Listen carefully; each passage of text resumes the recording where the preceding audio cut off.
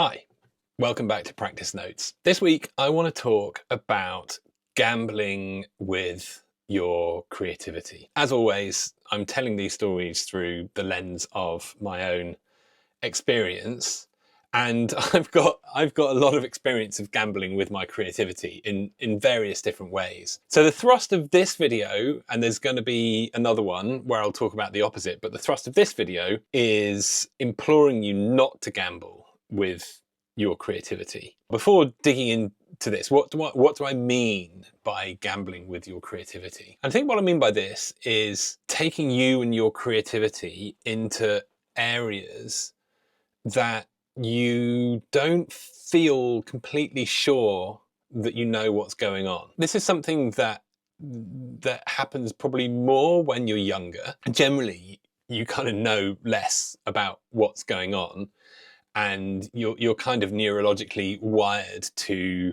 take risks. And it is important to take risks. I mean, nothing new ever happens if people don't take risks. Maybe this is just like old guy looks at new world, but this advice really would have applied to me when I was younger as well. People who have creative minds have a tendency to get lured into exciting new shiny things, shiny new scenes, shiny new technologies, shiny new ways of thinking, because they're exciting, they're fresh, and they're new, and that is the thing. I think like the kind of wellspring of creativity is that quest for new ways of being. It's what keeps our dream of utopia alive, ultimately. But it can also get us into a hot mess. I've done gigs I've regretted. I guess there've been times where I had a spidey sense that something wasn't quite right, and I've ended up feeling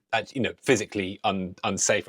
There was one like really early on in my career, being driven back to the airport at like 4 a.m. in the morning at like 130 miles an hour by someone who is like absolutely off their rocker. It's a very physical level gambling, like trust your spidey sense in those situations.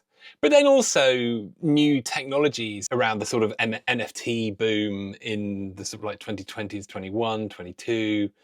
I was running Endless, and we needed cash. I thought the possibility of the technology, the narrative that was being sold to creative people, it really activated my utopian ideals. And I thought, yeah, there's something in here. Since then, that scene has sort of turned out to be predominantly existing capital finding ways to extract more capital from people like me. But also I think it's very easy to get pulled into the energy of a scene that you might be into. To an extent, I've tried to kind of fit my music into some kind of scene. I was pulled in by the energy and the excitement and a sense of kind of reverence in a way, that I just thought what was going on there was so cool, and I really looked up to the leading lights of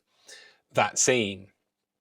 And I missed that what I wanted to do creatively didn't actually fully match up with that scene. So I tried to kind of bend myself into a mold that just wasn't me. And I think in hindsight that felt like it had an element of sort of gambling. I didn't really fully understand my intuitions, and I didn't really fully understand like how my worldview fitted into that scene. Ultimately it comes down to having a kind of lack of information, but like sidelining that lack of information because you think there's something more. It's because you don't understand the thing that you feel like you want to throw more stuff at it.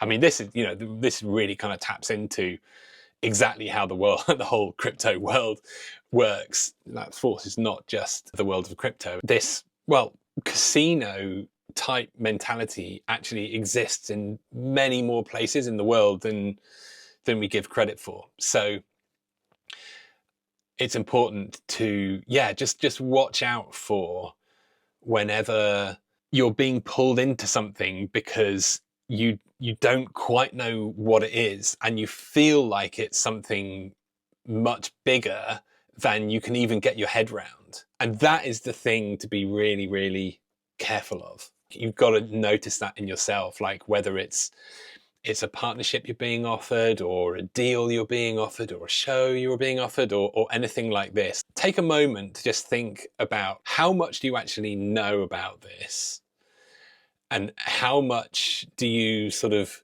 believe that this is some great opportunity. And, you know, just to an extent, do your due diligence on everything that comes your way. And of course, you won't always. It's like me. I didn't always. I'm going to pause for now because I'm going to pick up on the opposite of this in the next episode. If you want to support me, support the channel, I have a Patreon, link is in the description. I also make tools to help you make music.